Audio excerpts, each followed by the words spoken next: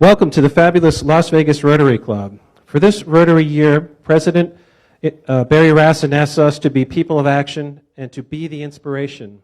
This club's mission of teaching youth to succeed through literacy, education, share our live video feed so the rest of the world can see what we're up to and why we are, in fact, the best Rotary Club in the world. On this day, in 1777, near the British-occupied city of Philadelphia, Patriot forces under General George Washington attempted an early morning attack on Sir William Howe's British troops in Germantown, which is now actually part of Philadelphia. Washington was repulsed, but at heavy cost to both English and American troops. In 1947, Sputnik was launched, starting the space age.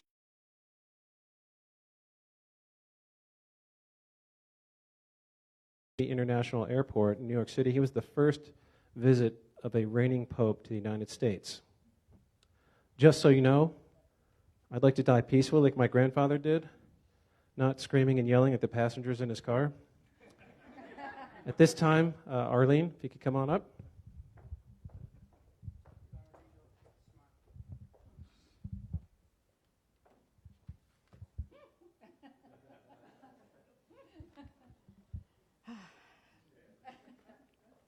Deb was supposed to do the invocation today, but she had to stay at the office, so she asked that I do it.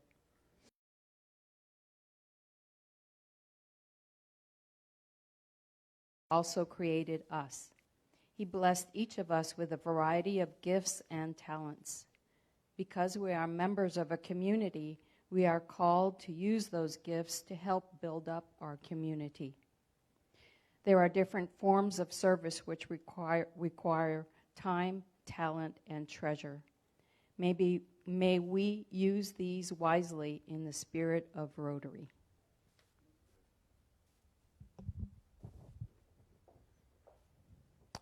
Thank you. Marie Walsh.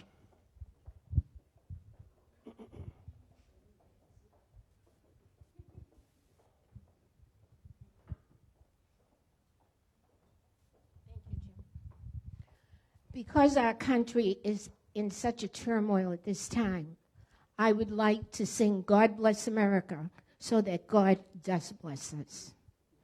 God bless America, land that I love. Stand beside her and guide her through the night with the light from above. From the mountains to the prairies, to the oceans, white with foam. God bless America, my home, sweet home. God bless America, my home, sweet home.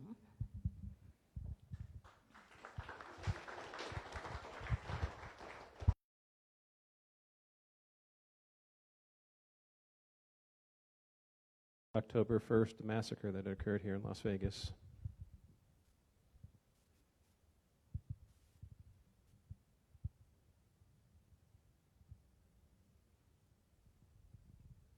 Please join me in the Pledge of Allegiance. I pledge allegiance .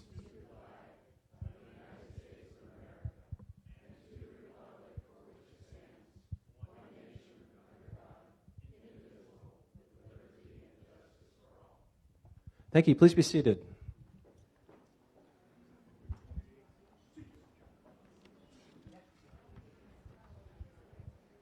Do you have the microphone? Yes.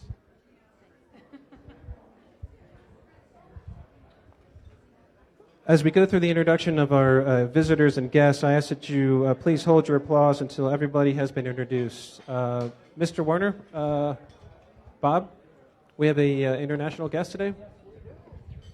We certainly do. Of course, we always have our standby Murray from Canada. You want to say a couple of words?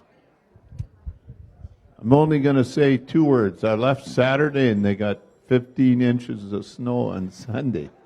So am I happy to be here? Yes. He's going to have the hockey game. The Flyers going to get beat. He don't like the Flyers anyways. You don't like the Flyers? Okay. Well, we'll have words later because I'm from Philadelphia. Okay, now we're going to go to Austria. Dietmar from Austria with his friend Karl. He's going to say a few words. Thank you, Bob. Thank you, Mr. President. Thank you for giving us the chance to participate in your lunch meeting. I'm here on business. We just launched a new total inventory liquor inventory management solution. So those of you who are in the hospitality industry, I would like to connect. I'm here until tomorrow, and I'm so happy. It's so warm. And when I left home, we also got some inches of snow. So God bless America.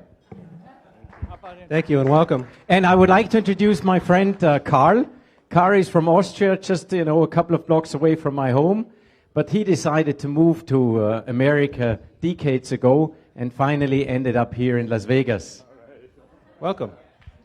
We're going to make him a Rotarian in our club. Here, I'm going to give Dietmar a flag to take home. Thank you, Bob. Thank you, Dietmar. Thank you. Welcome. If you are a visiting Rotarian, would you please raise your hand? Visiting Rotarians.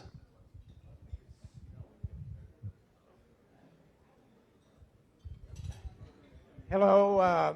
I know at least a third of you guys and ladies. David Young, lived here 7 years, moved back to Denver 4 years ago. I'm now a member of the Denver Southeast Rotary Club. Pleasure to see you all. Welcome. Visiting Rotarian. Visiting.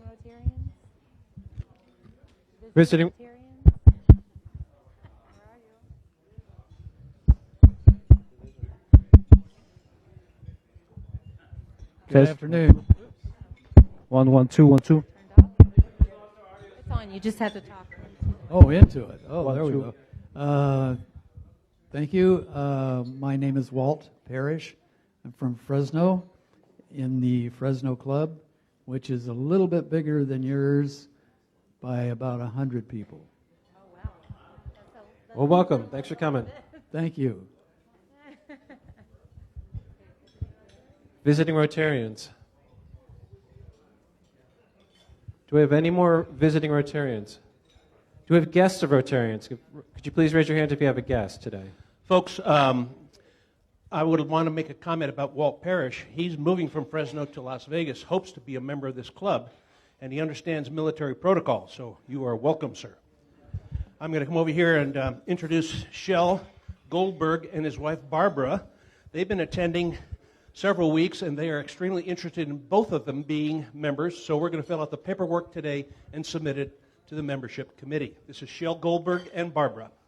Welcome. Welcome back. And not to be outdone, Pierre, stand up, please.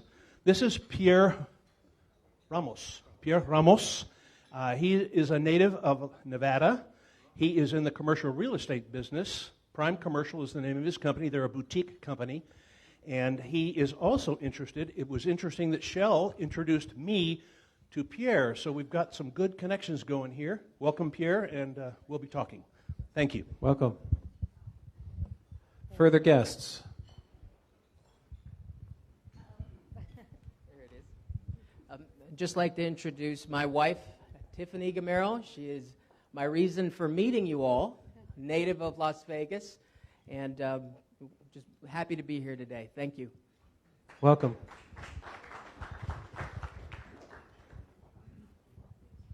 Do we have other guests? If you have a guest, please raise your hand.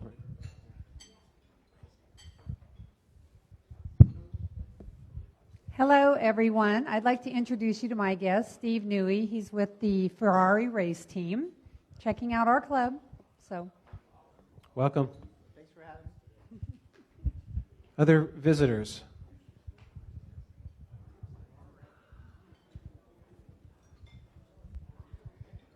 I'm pleased to introduce our guest to the club is Corey Fagan from First Friday. Welcome. Do we have other guests at this time? Okay, I'll go ahead and introduce the head table. Seated directly across from me is Tina Bishop. She was a political speechwriter in the 60s and didn't particularly care for it, so she realized her favorite class was geology, and her hobby was making jewelry, so she went into her current profession. She likes everything social, including restaurants, theater, entertaining. She hasn't changed much. She was social chairman in her high school, in charge of booking bands and planning dances, and she runs a group of over 100 people where they meet up 4 times each month. The latest event was a Kenny G concert, which was quite nice, and I believe I saw that up on Facebook, so excellent. And when she was a teenager, she began to drive, and her parents restricted her travel to 2 miles, so apparently that had a negative effect on her because she has posted to date over 2.5 million air miles. Seated next to her is Cindy Durjima. Did I get that right? Durjima. And Cindy is Tina's sister and also is the wife of Ron Durjima, who is our speaker, who will be more formally introduced by Tina. Could you join me for a round of applause for all of our visiting Rotarians, guests, and the head table. Today is the first week of October, and so we have a birthday table. Could we take the microphone over to the birthday table, please? Jamie?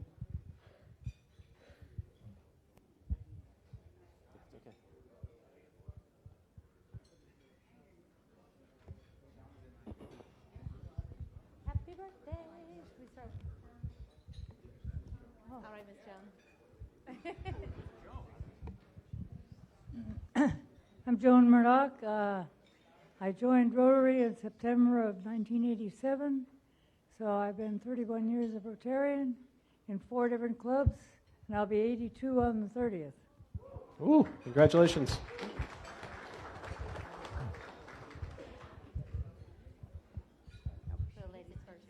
Oh, we're just doing as ladies first. Oh, I'm a lady today. That's pretty good. Well, I'm Janet Linder, and my birthday is October the 18th, and I've been a Rotarian for 19 years, and I'll be 71. Congratulations. How in the hell did I get here this fast? Okay, who's next? Hello, I'm Bruce Frazee. I'm a 40-year Rotarian, Wichita, Kansas, Miami, Florida, and now my favorite club, the one in Las Vegas.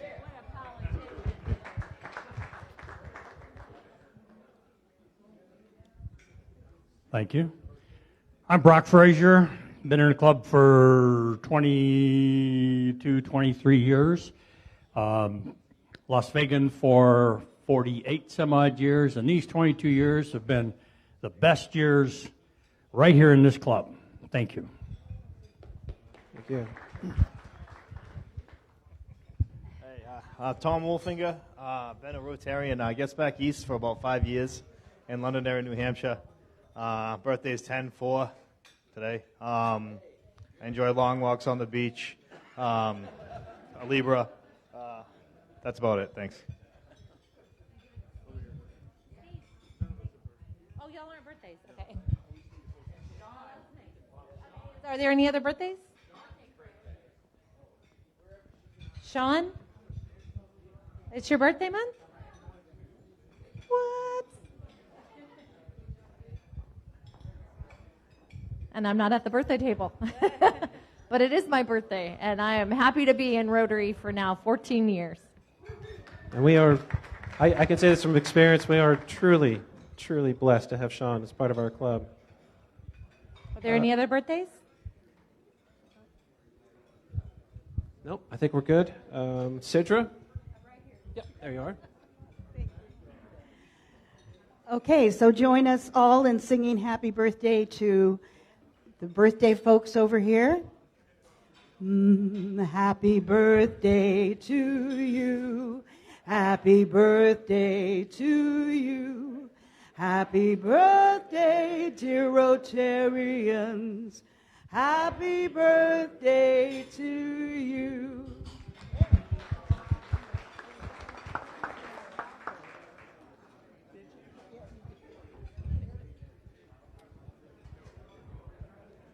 Okay, this time, Rosalie, can you join us in the front?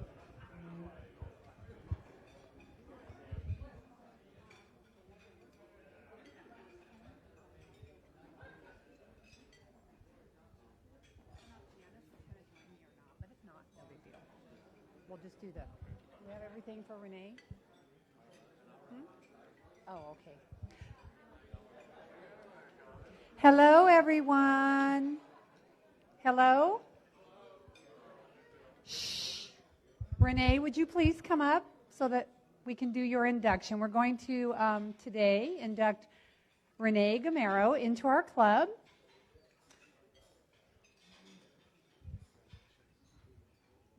Congratulations. Okay, so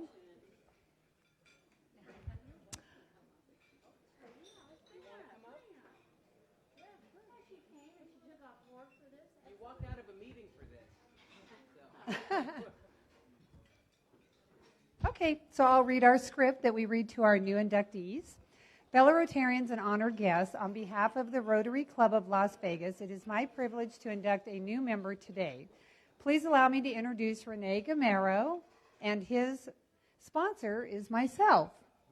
You have been invited to membership, and our Rotary Club has accepted you as a person of good behavior, high ethical standards, and a person who has a heart of service and will represent our club in the Las Vegas and Rotary communities. We encourage you to learn all you can about Rotary and to actively participate in the opportunities that our club has to serve in those in need.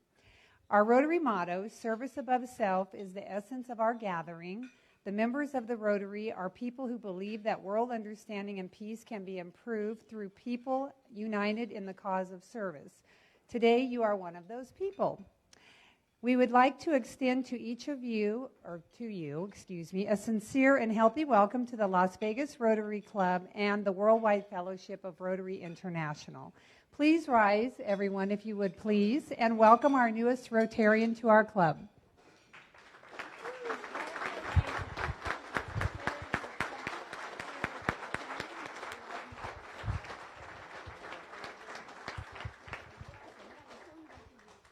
Congratulations. Welcome. Thank you very much.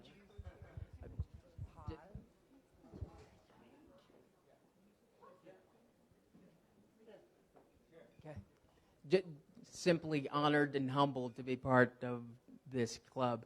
Everyone's been very warm, inviting, and really interesting as well. So I know I'm in for a great ride. So thank you, and thank you to my wife for walking out of that meeting today. I hope it's worth it. Thank you. Welcome. Thank you and welcome.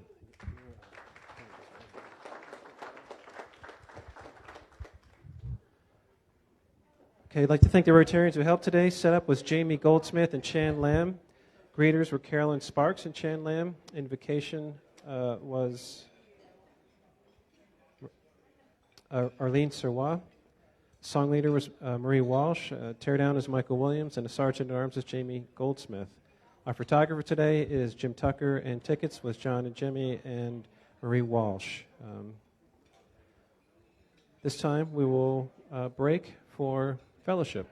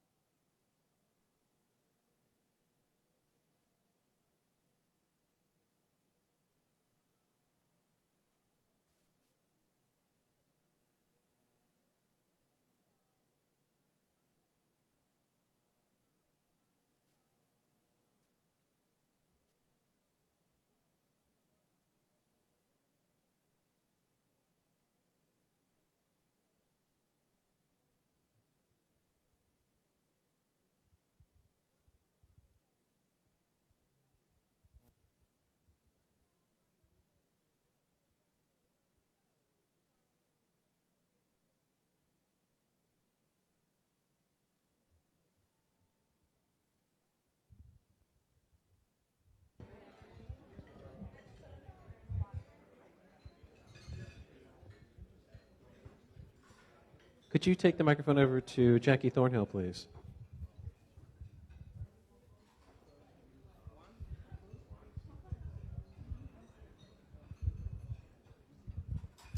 Hi, everyone.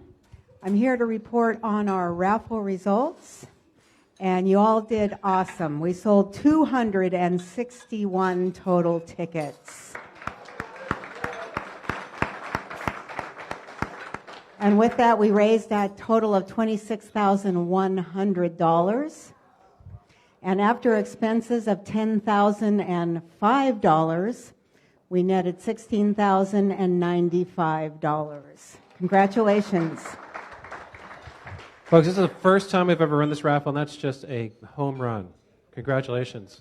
Thanks to all of you, and thanks to all of you for stepping up, and as Jim and I wanted and hoped you would do, going to the outside to family, friends, and other people, and getting other people's money, which was our hope that you would do to help us brand the Las Vegas Rotary Club in our community and help us show the Las Vegas community what we do for our people outside of this room.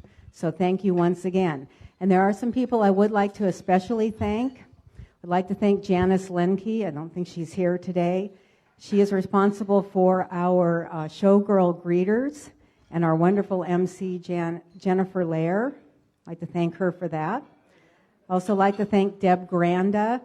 She, along with Sean, they managed the money, took care of the tickets, did the deposits, and did all of the accounting. So I'd like to have a nice round of applause for them, please.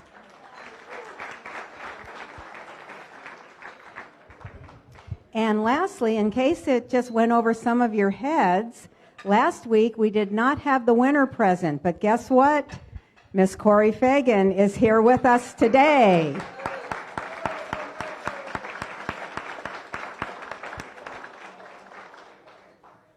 So thanks all of you very much from the bottom of my heart for stepping up and helping us with our first annual fundraiser.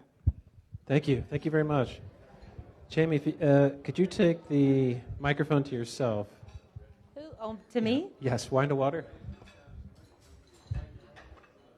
Okay, so wine to water. Is Stu here? Stu should do the wine to water announcement. Okay, Stu. Take it to Stu then. I've even got a visual aid here if it'll work. Let's see. So first, I want to thank Jamie because she basically has put us on the track to try and do something a little bit different than we've done before. So this is our next scheduled event for November 15th, and it'll be held in the training room in Total Wine, which is down at Town Square. If probably seen it, it faces Las Vegas Boulevard right behind Fry's. So what we've arranged for $30 a person is a tour of American wines that'll be conducted by the in-house sommelier at Total Wine, including some cheese and crackers with that, and also some Italian sub-sandwiches. You can sign up in the Green Book, and if you open up your wheel to the inside back page, you'll see this same ad there, and you'll note that there's a URL. You can do that from your cell phone right now, at home, anytime, or sometime between now and November 15th. So I hope a lot of people will come. Thank you. I'll be there for sure, drinking wine, maybe. Could you take the microphone over to Maria Walsh, please?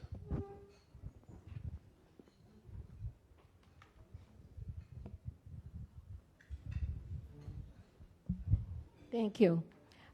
Tuesday, Breakfast with Books, which is the 9th. If you're coming, you need to be there by 7:30 because people start coming in just a few minutes after that. If you haven't signed up, please sign up in the Green Book. If you forget to sign up, it's fine if you just come along or come and send me an email and tell me you're coming. Even if you don't sign up, show up. I want everyone to show up. It's a wonderful thing. Come and enjoy the children. It is really wonderful. And I also want to make mention that the Harvest Festival is going to be on October 12th for Beckley children. If you would like to help, we would love to have you. You can send me an email, or I can put you in touch with a teacher at the school, but you can send me an email. And I just want to say, if you cannot show up that day, which is hard for everyone, could you bring some candy in next Thursday? And I will take it on Friday to the school, because we give out candy as prizes for the Fall Festival. So, I'm sorry? Cookies, anything. Cookies, candy, anything that you would give out for trick-or-treat. So when you're buying your trick-or-treat candy, think of the children at Beckley. Thank you. Thank you. Would you take the microphone to Jim Hunt, please?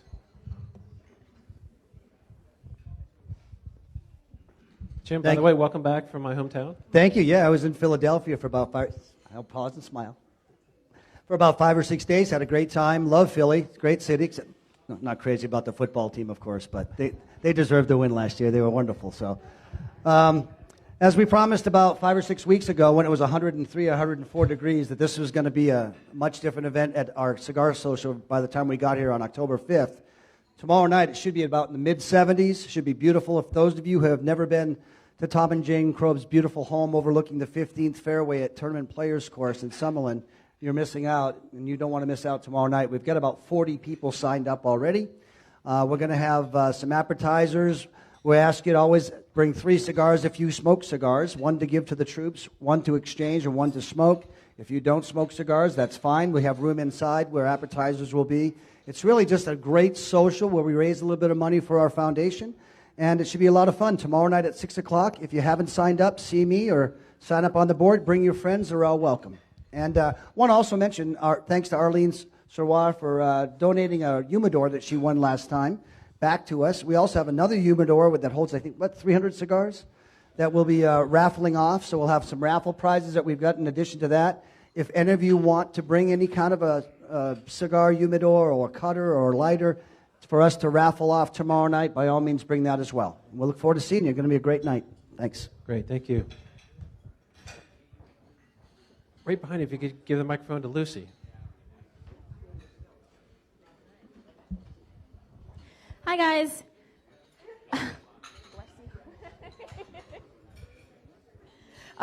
Just a quick update on the canned food drive and the Halloween party. The date has been confirmed for Friday, October 26th from 6 p.m. to 9 p.m. I'm sorry, from 6:30 p.m. to 9 p.m. For this meeting, we have a separate clipboard going around. On the first page, there's the sign-up sheet for the actual event, and then there's also pages 2 and 3. The second page is for the help setup. We would need some volunteers to show up Friday around 4:30, just to kind of help put out the decorations, lay out some spider webs, make it all Halloween-y. And then the third page is for volunteers to help clean up after the event. It's going to be a fun event. There's going to be we're going to do a Chinese raffle just like last year. So if there's anybody that has any items that they'd like to donate for the raffle, we would very much appreciate that. And there's also going to be a Halloween contest, and there's going to be a fun prize for whoever wins the Halloween contest. So if the sign-up sheet's going around. Bob has it right now. So if you guys have any questions or anything, let me know. There's also the sign-up sheet for the canned food drive going around in the green binder. Anything you could donate would be perfect. Thank you so much. Thank you. Would you take the microphone over to Russ Swain, please? Yes, indeed. Good afternoon, fellow Rotarians and guests. We have a really busy October. And guess what I'm going to announce? The UNLV tailgate is coming up October 19th at 5 p.m. It's a Friday night game, 5 o'clock. 4 o'clock for us that are working and setting up. 5 o'clock for most of you folks that are going to come out and enjoy a meal. Anil is going to bring out and cater the event, and I'll have the RV out there. We're in the Scarlet parking lot, which is on the west side of the stadium up against the fence. So come on out, have some fun. Remember, it's a Friday game this year, not a Saturday. So Friday at 5. What's that? And we play Air Force. Go Rebels. Hey. Thanks for letting me be of service. Thank you. Okay, I think that's it for our announcements. Thank you so much. Now is everybody's favorite time, the raffle. The pot is up to $2,910 plus today's take, and the ticket to draw for a chance to win is 681-4279. 4279.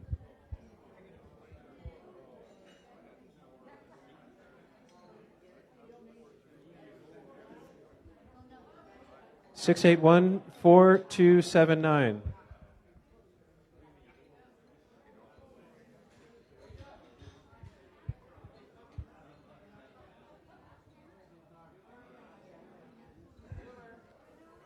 Anybody? 681-4279. Last call for 4279.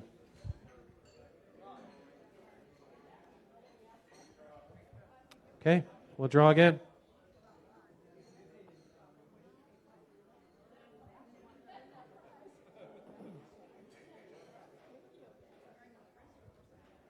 Thank you. Okay, 681-4286. 4286.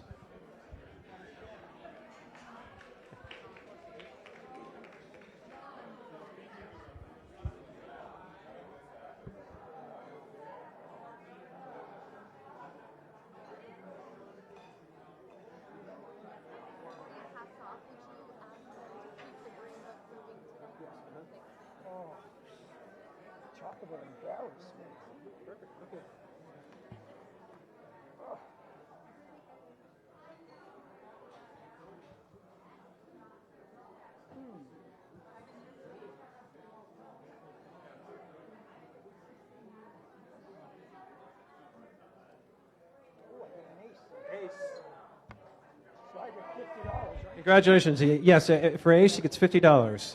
Take this over to Sean, and then she'll rip it up. Oh, we take the $10 back too? Yeah. Congratulations. That's great. Okay, for the Lowry's Bucks, 681-4100. 4100.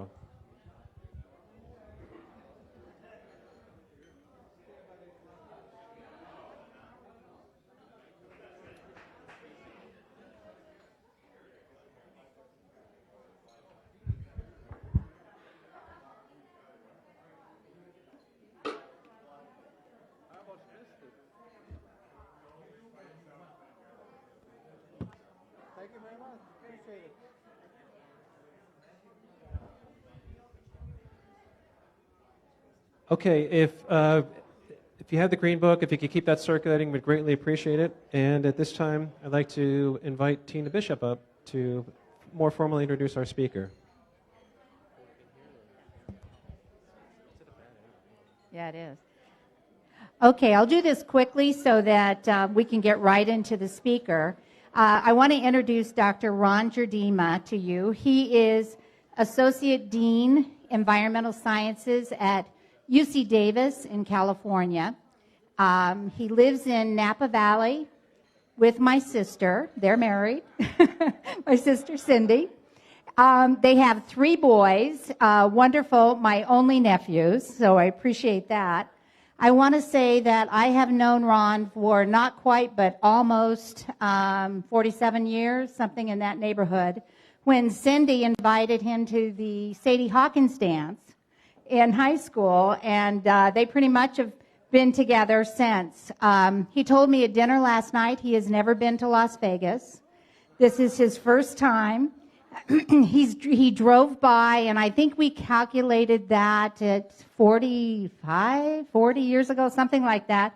He drove by. I was living in Colorado at the time, and he came to pick up my sister to make her his bride. So he is an expert in environmental toxicology and was involved in the Deepwater Horizon oil spill and the aftermath, which he's going to talk to us about today. So, Ron, turn this over to you.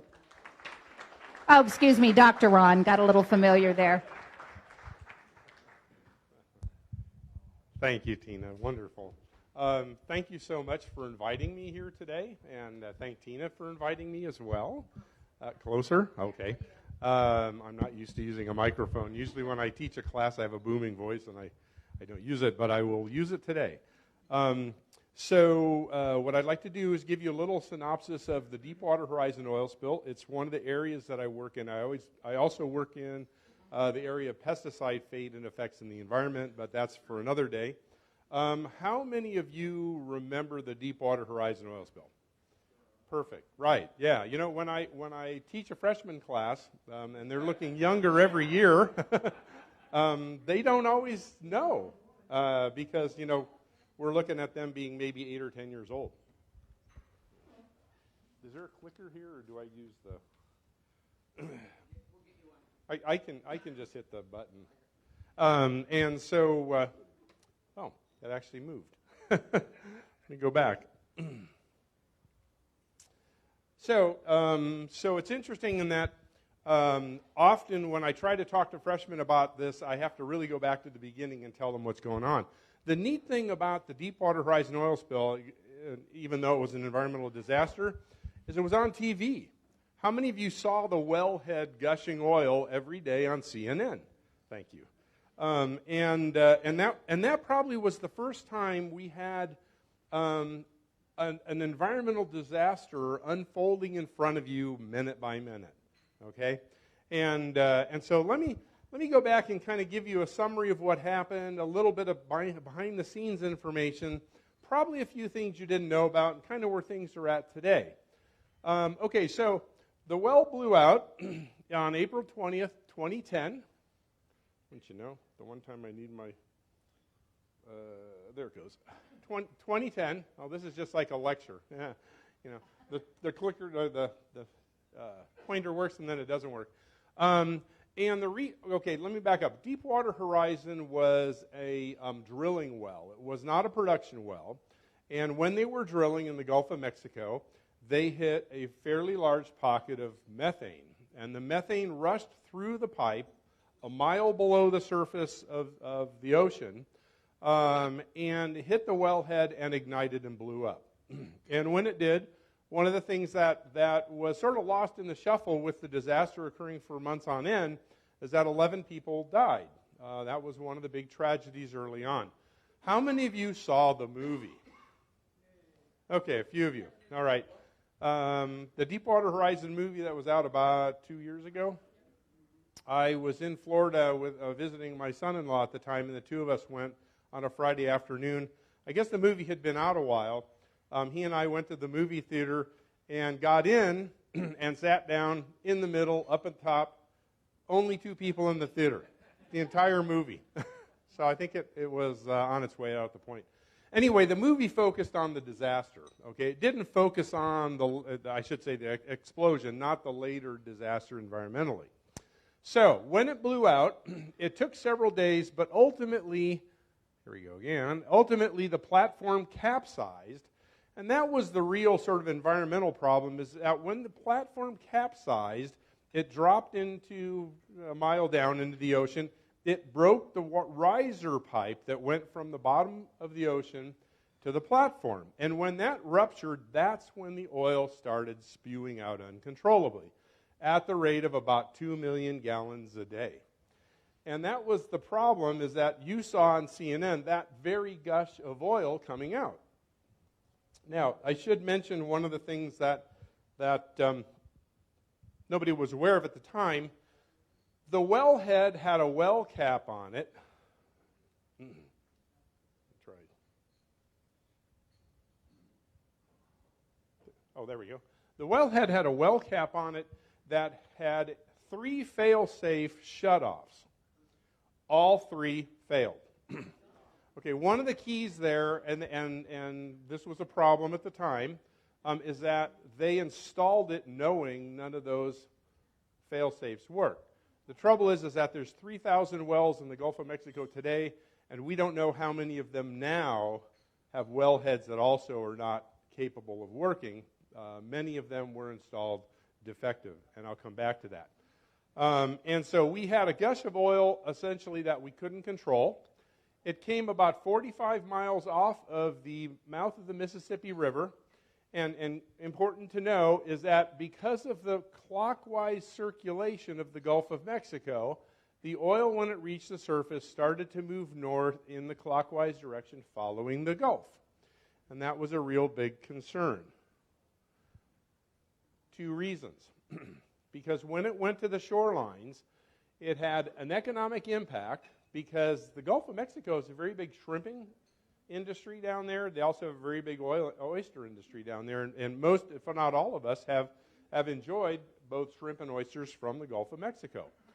And so with that clockwise move up along the coast, the likelihood was that this oil was literally going to turn the beaches into more or less asphalt parking lots. Not only that, you also had a number of wildlife refuges, etc. These were spawning grounds for fish. They were mating grounds and so forth for marine mammals, birds, pelicans, and so forth. So you had a lot of potential for damage along the Gulf Coast.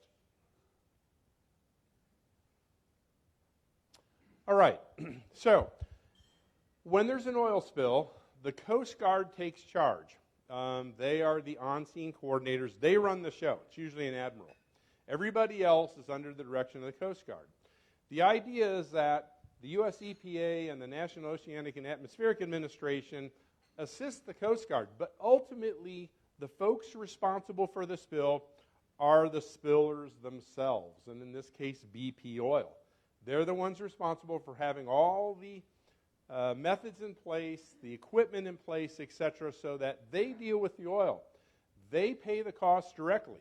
Anything that we do, EPA, Coast Guard, etc., is billed back to them.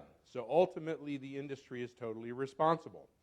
So when there's a spill, initially, you have to make a couple of decisions.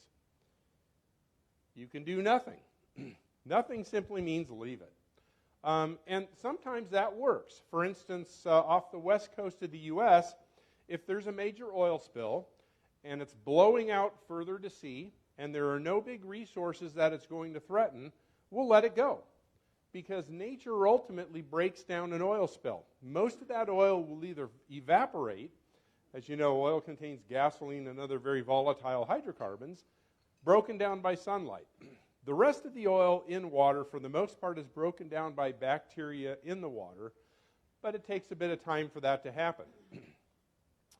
If, on the other hand, oil is moving closer to shore and there are valuable resources that you want to protect, then you want to do something. And the next question is, first off, what are the resources? And I just mentioned a couple along the Gulf Coast. And what are the potential mechanisms or methods that you can use to deal with that spill? All right? And you might remember this from the news at the time. One of the first things they did is they tried burning the oil, right? Oil is flammable, at least when it's fresh. The longer it sits, the less flammable it is. They tried burning it. It didn't burn very efficiently, number one. Number two, it takes one problem and turns it into another problem, as you can see by the heavy smoke here, right? It goes from being a water issue to being an air issue, air quality issue. And so early on, they quite realized that that wasn't going to solve the problem. Now let me back up for a second. You're dealing with 2 million gallons of oil coming out a day. The Exxon Valdez spill was something on the order of 10 or 11 million gallons total. Okay, it was a finite tanker. It only had so much oil in it. This was like sticking a spigot into the ground, and it was basically unlimited. You could have oil coming out for months, if not years, if you weren't careful. And so it was a bigger problem. All right, the next thing you can do is you can try booming it and skimming it. And in short, what that means is that you put some sort of a barrier around the oil, and this is kind of a floating plastic barrier, and then you take a ship called a skimmer, or a boat called a skimmer, and to, long story short, you're literally mowing the lawn, okay? You're keeping the oil in an area, and then you're skimming back and forth, and you're trying to pick the oil up. If you don't have the barrier, oil will continue to spread and expand indefinitely. So it'd be like mowing a lawn that keeps expanding in size. You never finish, right? And the trouble with this is that the oil industry did not have enough skimmers in the Gulf. There were not enough skimmers in the entire world to deal with this amount of oil coming out of the ground, because they never anticipated that there would be a well break. There's 3,000 wells out there. Why didn't they anticipate it? They should have. Finally, the only real resolution was to hit the oil with dispersant. And dispersants are detergents. They're very much like Dawn dishwashing liquid, etc. And they very much break the oil up just like you break grease up when you wash your dishes. Or when you scrub your skin, etc., they break up oils. And they work the same way in water. Now, they're not a perfect solution, but they were the only thing that we had in enough supply to deal with the spill. Now, the real solution was to, anybody want to guess what the real solution was? Plug the pipe, cap the well, right? You got to stop the outflow, or it's never going to go away. But in the meantime, because they had to develop a system for actually drilling down and shutting off the pipe, that took time. They decided they had to at least try to disperse the oil. And here, for instance, they're dropping dispersant, and the dispersant takes and it breaks the oil into tinier droplets, and it pushes those droplets into the water column. And when that happens, then bacteria are more capable of breaking it down because they're finer and finer particles that they can now chew. Well, this gives you an idea what happens. You get a mid-water cloud that forms, so that's not on the surface anymore. It's about 30 meters down. And the idea there is that you get it off the surface if you're worried about marine mammals and birds, and you move it into the water column where now it's going to impact fish. Now, one of the key things about an environmental situation like this, and one that we had to deal with, is that you can't clean up the oil. It's going to be there for a while. Nature really is the only thing that cleans it up, sunlight and bacteria. The only thing you can really do is move it somewhere. And you have a choice. In this case, you could either let it flow to the surface and let the current take it to the Gulf Coast and cause all the environmental damage that you're going to have on the Gulf Coast, or you could continue to disperse it with detergent and drop it into the water column and keep it off the beaches. There was no other solution. It was just a matter of where do we put it until it breaks down. That was not an ideal situation, but that was the best we had. That's just me in my younger days showing how dispersion works for a newscast. Okay, so we tried aerial application for a long time, which is typically what you do. It didn't work very well because by the time the oil comes up from a mile below the surface, it's quite cold. It's already moosey, which means it turns into this thick stuff, kind of like what you drain out of your car, or worse. And it doesn't disperse anymore. No matter how much detergent you get on it, it won't disperse. So quite quickly, we realized this wasn't going to work. And so ultimately, the Coast Guard, the on-scene coordinator, decided to try something different, and that was to inject the dispersant at the wellhead.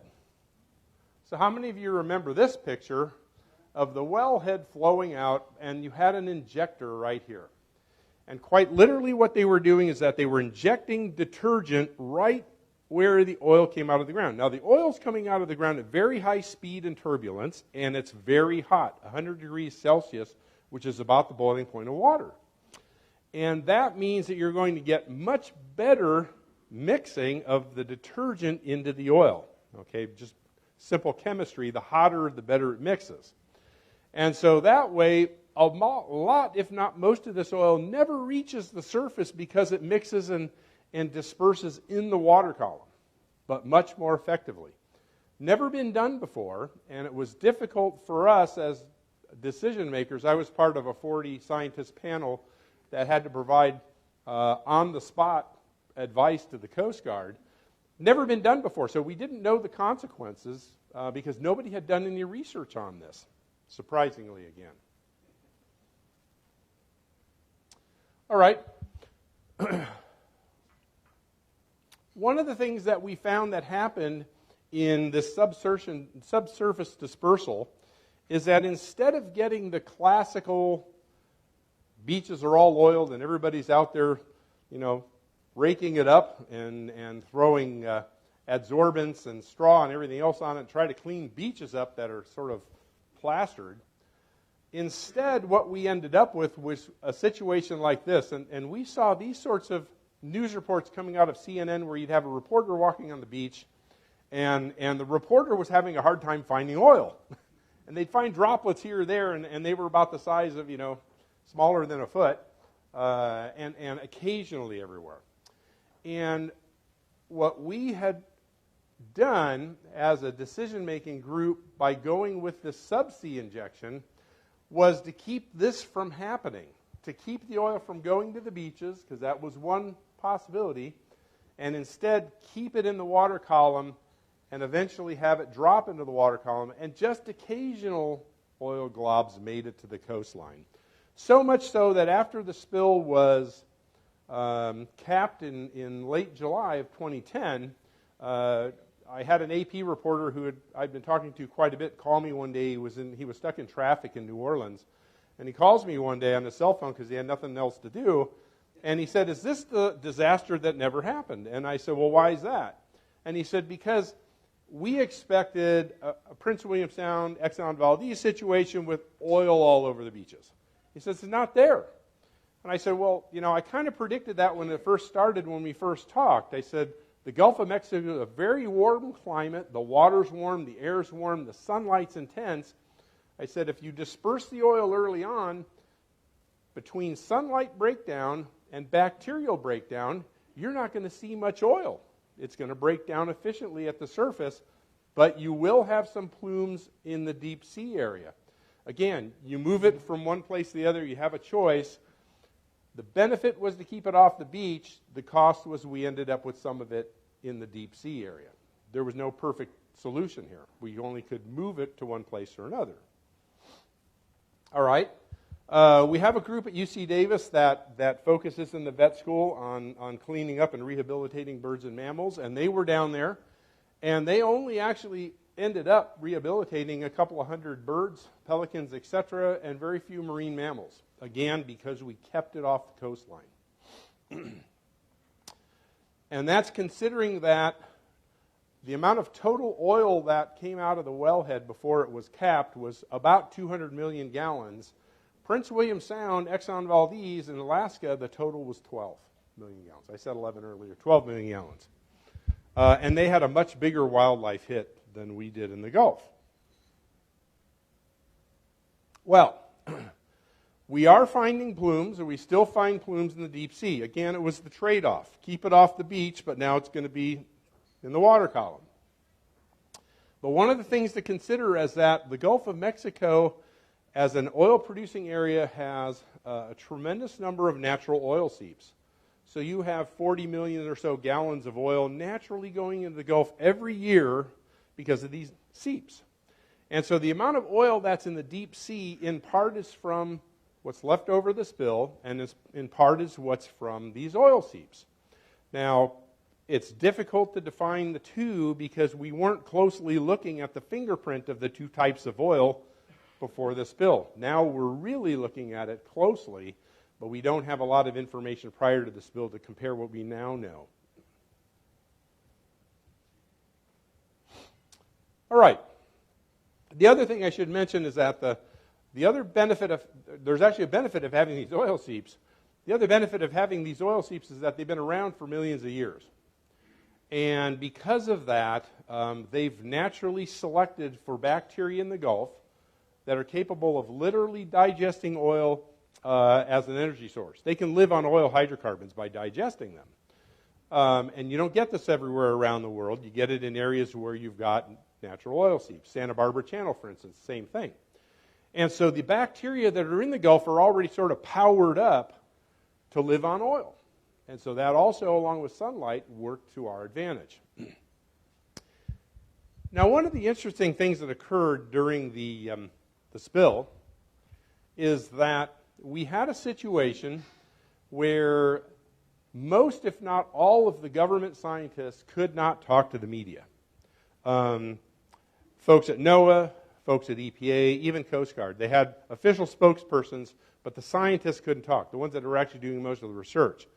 And at that point in time, I was one of only a half a dozen or so academics that had been working extensively on dispersants and oil spill issues at that point for over 20 years. And so my phone was ringing off the hook. And in addition to my advising that you would see the oil disappear from the surface fairly quickly and degrade fairly rapidly, I said, have you ever looked up Ixtoc-1? And early on, the AP reporter said, no, what's an Ixtoc-1?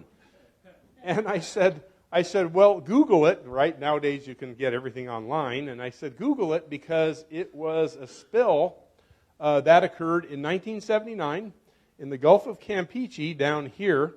It was a well blowout. And I remember when this happened, I was an undergraduate in college, and I remember seeing the news reports every day. We didn't have the continuous monitoring of the wellhead back then.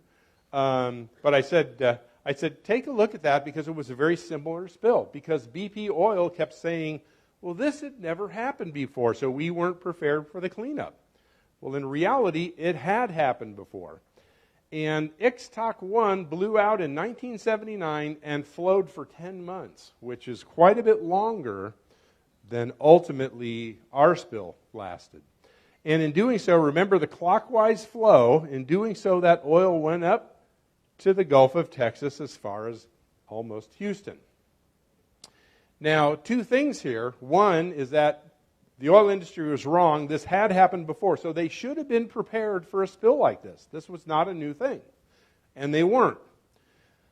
The second is that if you go down and you talk to the ecologists and other scientists that have looked at the aftermath of the Ixtoc-1 spill, they don't find many signs of it left. It's pretty much recovered along the coast of Mexico. Again, the reason for that is the Gulf of Mexico is a warm climate and it has intense sunlight, and oil tends to break down fairly readily in that kind of an environment.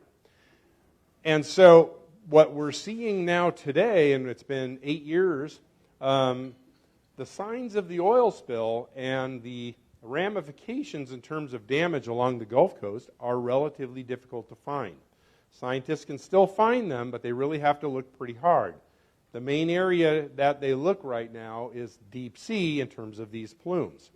And that's because we had to make a choice between sort of two bad possibilities, the lesser of the two evils being to keep it below the surface instead of letting it go to the coast.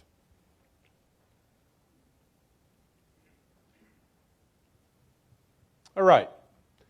Future considerations for new spills, because we've learned a lot. One of the key things we learned, and wasn't apparent at the time, was that you really need a government agency to regulate the oil industry appropriately so this sort of thing doesn't happen. If it does happen, you've got the resources in place. Now, at the time, the Minerals Management Service was regulating the oil industry. But they were too close to the oil industry, and they really weren't regulating them. And so what happened is that when the spill occurred, the resources were not in place, as I mentioned before, to deal with a spill of this magnitude. And so there was this scrambling. I don't know if you remember the top hat idea of trying to put this cover over the spill. That didn't work. And they really had to wait until they could drill 2 wells, lateral wells, and actually cement in that original well, which occurred in late July. And so you had oil spewing until then. The amount of oil that came out from this spill matched that from Ixtoc-1. One of the things that happened personally for me is that I got phoned by all the lawyers. I was phoned twice by BP Oil, who really wanted me on their team. I got phoned by Nalco, who makes the dispersant. I got phoned by the U.S. Department of Justice, who wanted me on their side. And because there was enough blame to go around, the federal government was at fault, the oil industry was at fault. They were both at fault. And because as an academic, had I signed on to either side, I could no longer speak publicly. And part of my goal was to educate the public. I said no, and I probably now don't have a Porsche today because of that. But it was the right decision. I just didn't feel like I could defend either side because they were both at fault and they both had to go and they had to settle, which they eventually did. They actually settled a couple of years ago. And so, as I mentioned, inadequate resources on hand, etc. And the future response for any new spill needs to be based on both sound science. They need to understand how best to respond and have the resources in place. Now, since the spill, the media has been looking at it quite closely. They've been interviewing a lot of us in the area to find out what are the best ways to deal with spills in the future. What are the impacts going to be? How do we make decisions as to where we allow oil to go and where we try to keep it from going? Because again, as I mentioned before, you can't clean up oil. You can move it and let nature clean it up, but you can't clean it up yourself very well. And we can help nature, but we can't do it ourselves. You can't go out with a vacuum cleaner and remove it. These skimmers, when they skim, they pick up 98% water and a little bit of oil. And so they have to go back on shore all the time and dump off all that water and oil and go back out. So unless you could have had 1,000 skimmers in the Gulf, it wouldn't have helped. The other thing we're doing is we're updating our knowledge base of what's going on. And I'm on a National Academy of Sciences panel right now, which actually this week we're just signing off on the chapters. But we've been working for about 2 years to update what we know about dispersants and how they're used in oil spills. And in that regards, then, we're going to be publishing within the next 6 months an updated new guidebook that the oil industry, as well as responders, etc., can use to get not only an updated idea of the science behind dispersants and their use on spills, but also an update on other techniques and methodologies to use on spills, as well as an update on the ramifications, environmental damage, etc., that spills cause.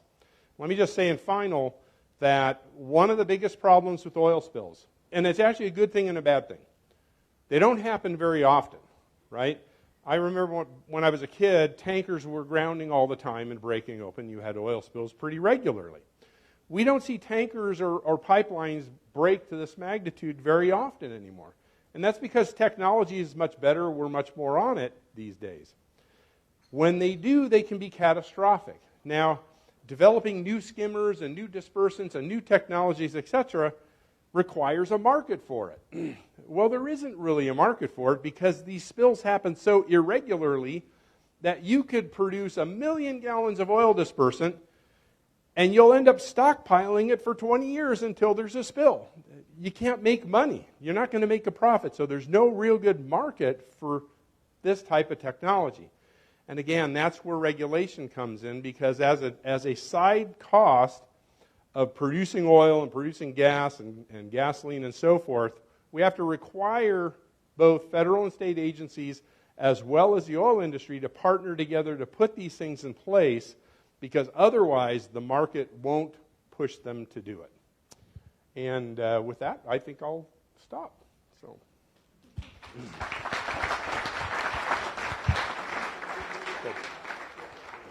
Okay. I'm told I have time for one question. Yes, you raised your hand first. One question here, but 2 questions. All right. Can you give us an idea of the time frame that you said that nature will disperse the oil without the right, and then without the dispersant? Right. Right, okay. And so the different time frames, and then the plumes that are still out there from this, are those affecting the deep water fish and effects of those out there? Okay, yeah. Short answers on both. If you let it naturally disperse, it probably would have taken months to years. And if you have the plumes deep sea, there are critters and organisms down there as well, certainly affecting them as well. The economic importance is probably less so. Ecologically can be argued. And so it's not a perfect world. And again, when we were trying to decide which way to go, it was the lesser of 2 evils, but we wished we didn't have to do either. So, go Do I have time for one more? I guess there is time for one more. All right, go ahead. Not sure how to make this work. So quickly, being in the oil and gas exploration and production business, I do have an interest. Yeah. So anyway, Yeah. Brilliant idea about putting Hello? the dispersant in at the wellhead. Right, right. I assume the water down there is quite cold. Exactly, 4 degrees Celsius. So that would cool off the 100 degrees Celsius oil that's coming out of the wellhead down there. Right. And at that lower temperature, does this dispersant still work, or was it a custom designed dispersant to work based on the water temperature and the situation? And that's a very good question. And the answer to that is that because of the marketplace, not the best dispersant necessarily. The oil industry stockpiles dispersant in Phoenix. Okay? Anybody know why? Do you know why? Okay. Not nice and warm so much, but because it's equidistant from the Gulf and the West Coast. And so if planes have to respond, they can go one direction or the other. So it's efficient, right? Yes. Really? Ah, okay, yeah. See, that's why. The other is that I noticed when they first started treating the oil, they were treating with a product called Core Exit 9527, made by Exxon. Exxon's the big producer of these things. Core Exit 9527 in 2010 had not been used for 15 years. And they actually had a newer dispersant called Core Exit 9500, which was the current one to use. Well, early on, they used up all their 9527 first, which wasn't necessarily designed for this kind of a spill because it had been stockpiled for many years and they wanted to get some value out of it. So they used it up. And then they switched to 9500 and they used that afterwards. A better dispersant, but again, not necessarily well designed for that type of situation. Temperature, yes, because we treat in the Arctic. But pressure, no. We weren't planning to treat a mile down. Thank you very much. As we do with all of our speakers, I'd like to present you with a Share What You Can award, and we will donate a meal to a needy veteran in your name. So thank you so much for coming to talk to us. Really fascinating topic. Thank you. So we need a picture.